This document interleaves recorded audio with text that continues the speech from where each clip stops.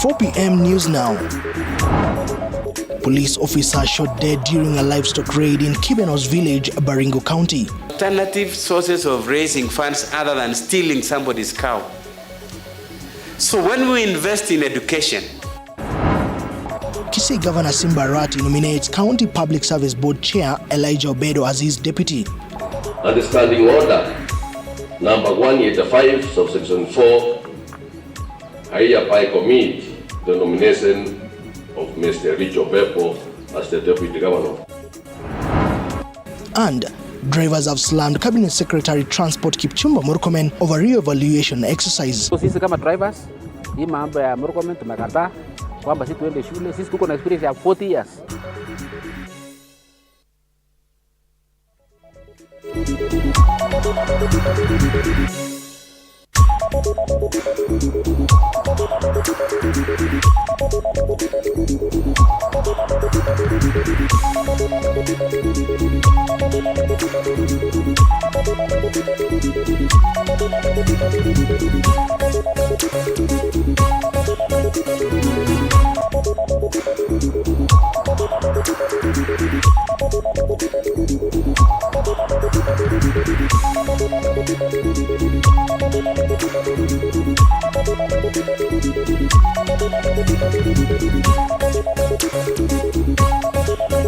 All right, welcome back. My name is Moige William.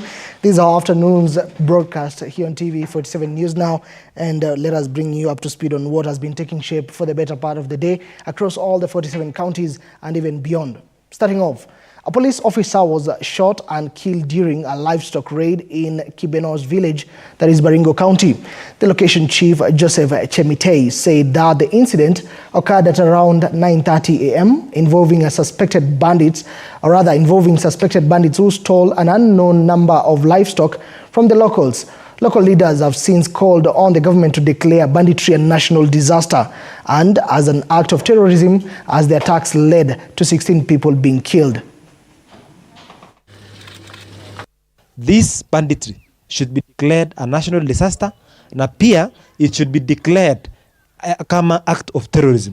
Tuko na shida ya uhaba wa security. We have a problem of insecurity in this county. And one of the causes of insecurity is a high level of illiteracy among some of our communities who don't know alternative sources of raising funds other than stealing somebody's cow. So when we invest in education, we are investing in our future security. Kule bunge tumeweka budget ya kudeal na mambo ya insecurity, counter terrorism, banditry na nini, ndio serikali iweze kupata na uwezo ya kudeal na wakora.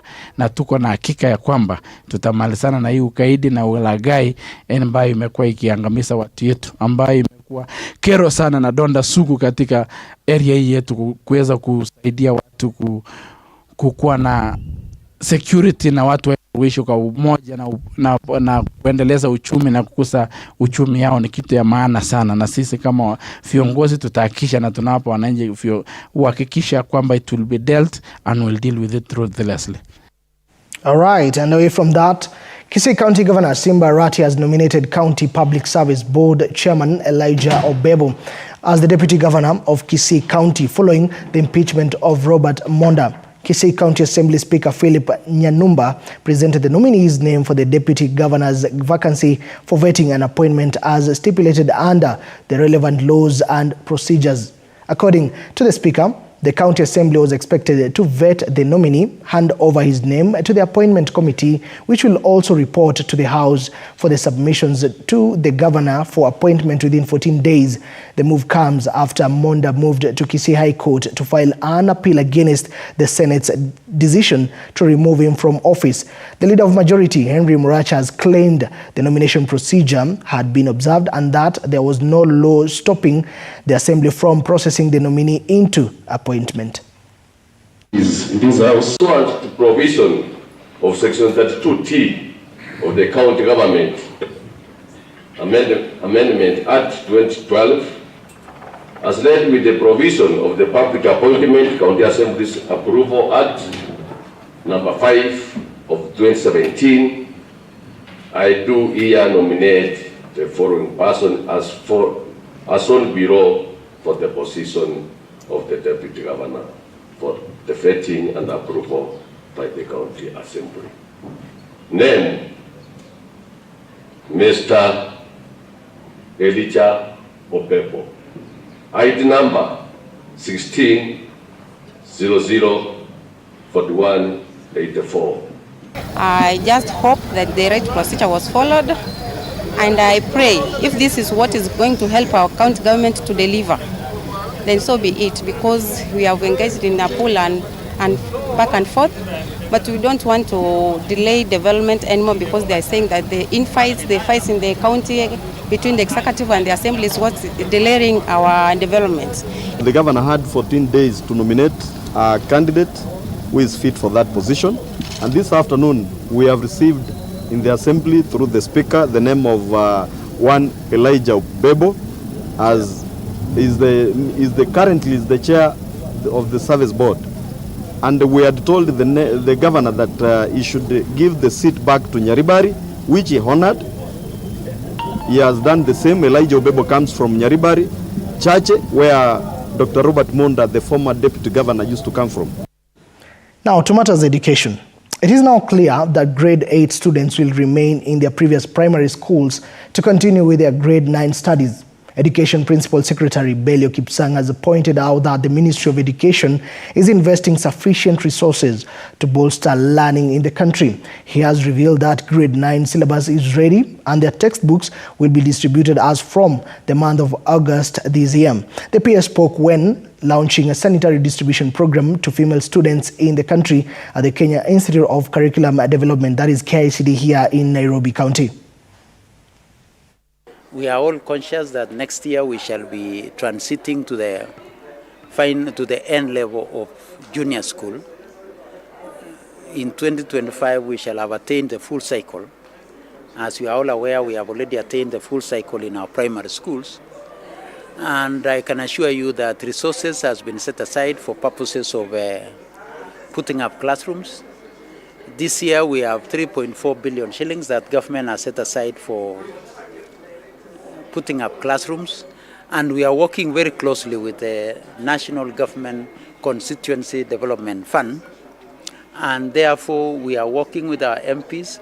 We've set aside these 3.4 billion shillings, and MPs have been asked to set aside an equivalent amount, a matching amount, so that we shall have 6.8 billion shillings, which should be able to do more than 6,000 classrooms. We are already ready, preparing the books which should be distributed by end of August to all our schools in preparation for grade 9.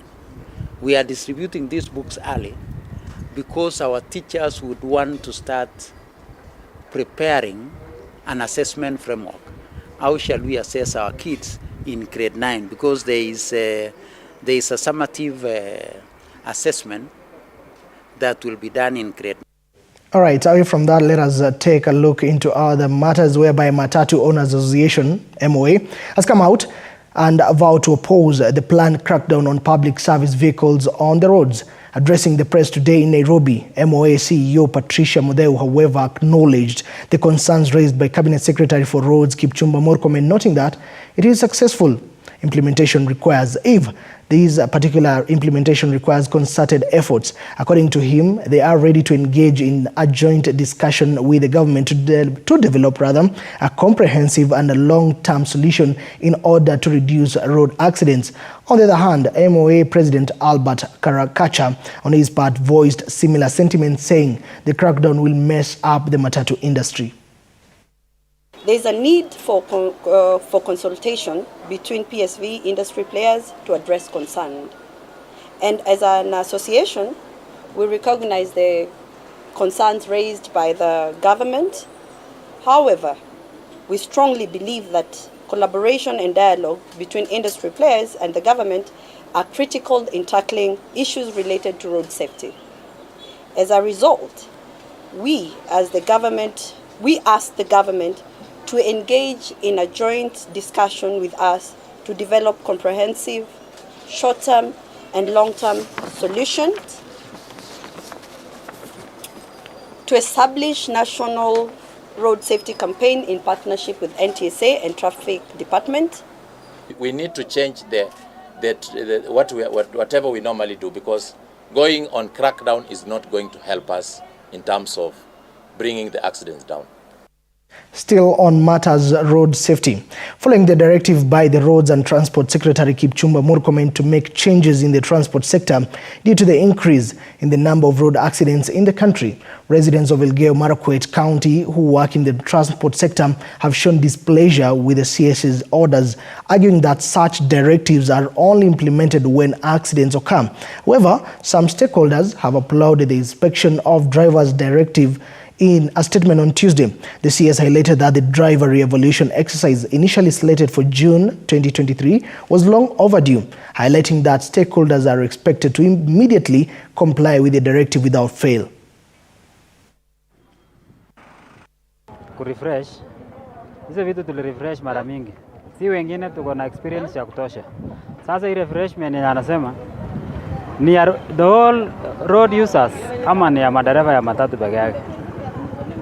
Hiyo maneno ya kusema turudi mpaka shule waunde another form ya online in such a way that mtu anaweza make yeye mwenyewe afanye hiyo studies nyana anaweza make kwa. All right, enough of matters road safety. Let us take a look into other news whereby ward representatives have unanimously passed the Kirinyaga County Alcoholic Drinks Control Bill of 2023, which will henceforth establish a framework for licensing, regulation and production of alcoholic drinks in the county. The bill comes as a relief for residents who have been gravely affected by the ramification of illicit liquor, as witnessed recently where at least 20 people lost their lives in Kangai ward. Any trader selling liquor to children or persons under the age of 18 will henceforth serve a jail term of not exceeding 5 years or pay a fine not exceeding Kenya shillings 500,000, that is $500,000. Traders who will manufacture, distribute or sell alcoholic drinks without a license have also not been spared, as they will be convicted for a jail term not exceeding 6 months or a fine not exceeding 50,000 Kenya shillings. Ndo bill ambayo itatusaidia kutoa wale ambao wamekuwa wakifanya biashara mbaya ya uzaji wa pombe ambayo haijapatiwa ruhusa. Kusema ukweli, imekuwa changamoto kwa wengine wetu na pia kwa watu wetu. Economically tumekuwa affected kwa sababu ulevi hauwezi endeleza economy ya Kenya. So tunasema tunataka investors wakuje, because kwa sababu tumepitisha hii bill leo, ndio the third reading ya hii alcoholic bill, na tunajua kwamba hatutapoteza ushuru kwa hii county yetu. Unajua more investors wanaendelea kukuja na tunaendelea kufanya kazi na wao. Also observing proximity to public utilities, that is schools, churches, hospitals. So anything within the proximity of 300 meters and less will not be licensed to operate in Kirinyaga. Elsewhere, the Kenya School of Government is set to establish its 6th campus in Vihiga County, adding to the already existing 5 campuses in Nairobi, Mombasa, Baringo, Embu and Matuga to ease the pressure inserted on these campuses as well as create job opportunities. Speaking in Boyani area in the Vihiga constituency, the Director General of the Kenya School of Government, Lodeki Chwea, said that the construction of the institution is set to begin by the end of the month of June this year. The construction of the satellite campus is set to cost 950 million Kenya shillings. Among the key objectives of the institution is to transform public service through the development of knowledge and competencies among public servants to improve the quality of services offered to citizens.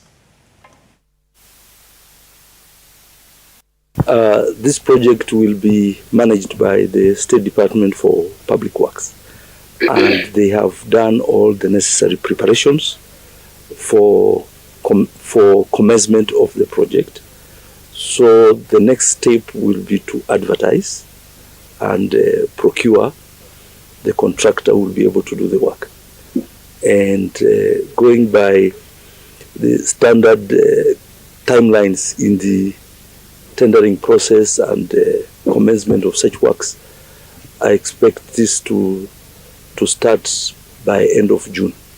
national governments, the respective Ministry of Public Service have agreed and have allowed the realization of Kenya School of Government Vihiga campus, which will be the 6th campus in the Republic of Kenya. Actually, the budget that we have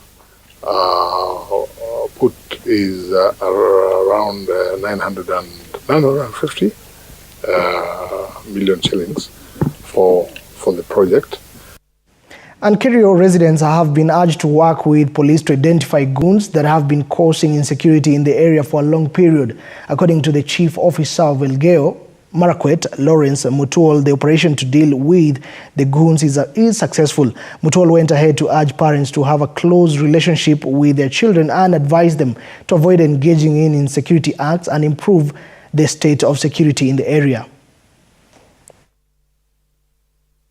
I want to commend on the security detail, the KDF, the GSU, and all the security operations for responding quickly and being able to recover those animals.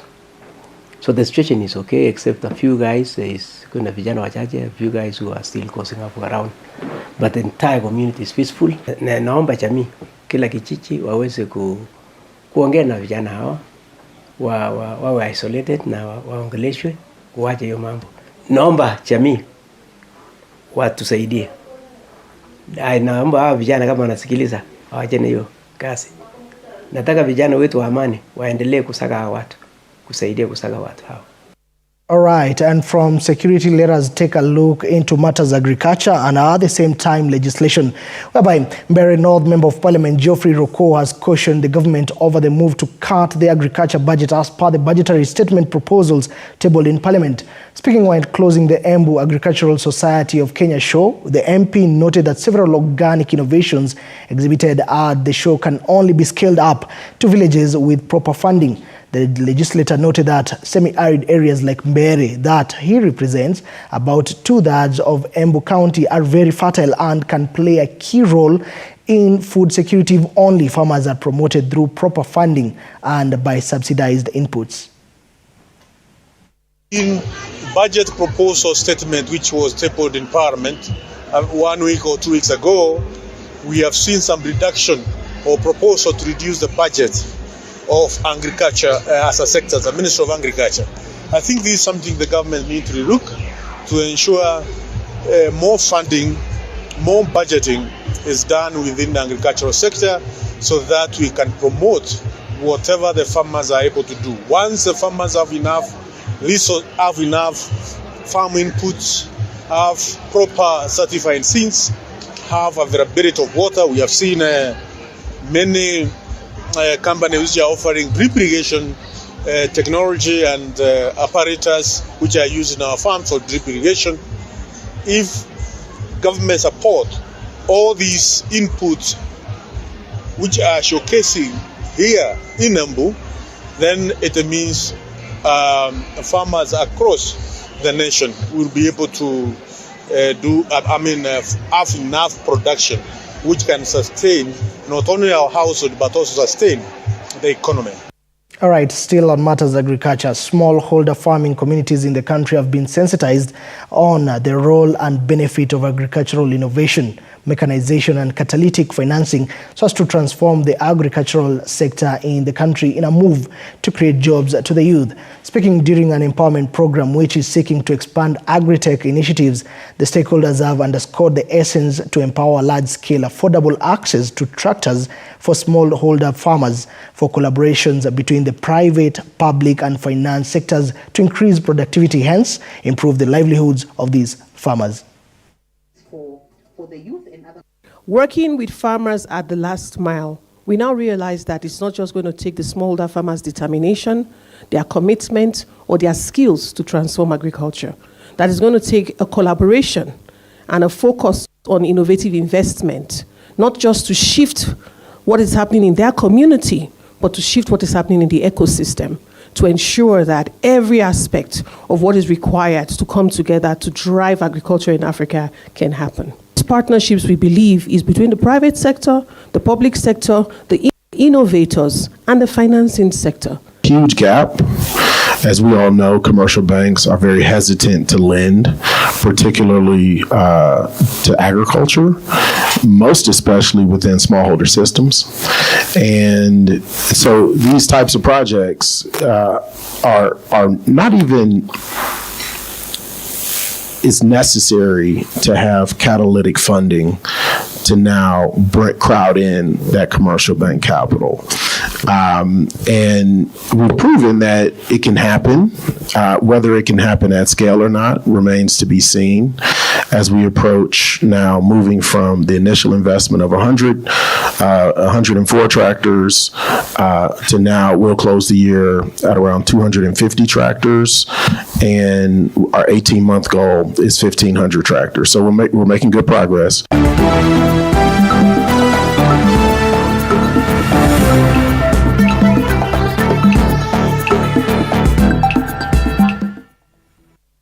All right, so this is what has been taking shape in the world of sports. Starting off, the under-20 national football team departs the country on Thursday ahead of the Four Nations tournament in Malawi. Rising Stars will take on Zimbabwe on Friday in their first fixture before playing against host Malawi on Sunday. Yesterday evening, Rising Stars thrashed Talanta Hellas under-19 team 3-1 in a friendly match at Kasarani. The goals were scored by Rainbow FC's midfielder Linus Amunyao and AFC Leopards forward Christopher Kolotir and defender Sigmund Maina and Kariobangi Sharks over Kariobangi Sharks. The game was watched by Sports Cabinet Secretary Ababu Namwamba and Football Kenya Federation President Nick Mwendwa. As Rising Stars travel to Lilongwe, Talanta Hela FC will be preparing to head to Spain. I'm over the moon, really, to sit here and watch two full-fledged youth teams pretty much aging towards the end of the development pipeline. The under-19, a team that we have watched right from the school ball games. We have watched through the Sakafa under-18. We have watched them through the Talanta Hela Inter-County competition. Now they are gelling into a competitive national team. This is big because when you look at Europe, especially in UEFA, whenever the senior team is playing, the U21s or U20s or U19s play the day before or the day after. And we want to adopt this format because we are very serious about development. We also now have a ministry that's serious about developing. I think that we have been wanting to do this, or we couldn't do it before because we didn't have the right investment. I think that now with the cooperation we have between ourselves and the ministry, this is possible. When you look on this pitch now, there are about 60 boys in the development pipeline, 60, who all can play for Harambee Stars. All right, elsewhere, national football team head coach has registered his concerns regarding where Harambee Stars will play their World Cup qualifiers in June. Major stadiums in the country are currently undergoing renovations and might not be ready in the next 3 months. However, Firat focused on his immediate task of getting results during this weekend's Four Nations tournament in Malawi. Football is not only 11 players. You see how many times we have injured players, so it is about to have around 30 players who knows what he has to do if he have any problems on any position. So we will give new players a chance, and this tournament is, I would say, the last build-up before the real action in June. The only thing with June, we still don't know where we will play. Okay, President said in Nairobi. But I don't know how they will fix it this June. I don't know. We will see. So if I know where we will play, and I hope this time in June, if all the boys will be ready and we will have a good preparation, not like always everything in last second. So then I'm very hopeful for June. All of us, we want Kenya to go out there and represent and win matches. That's the beauty. Whoever gets the nod to play, that's the coach final's decision. But for us as players, we go out there, try to represent, try to work hard, and give our best so that we can make Kenyans happy.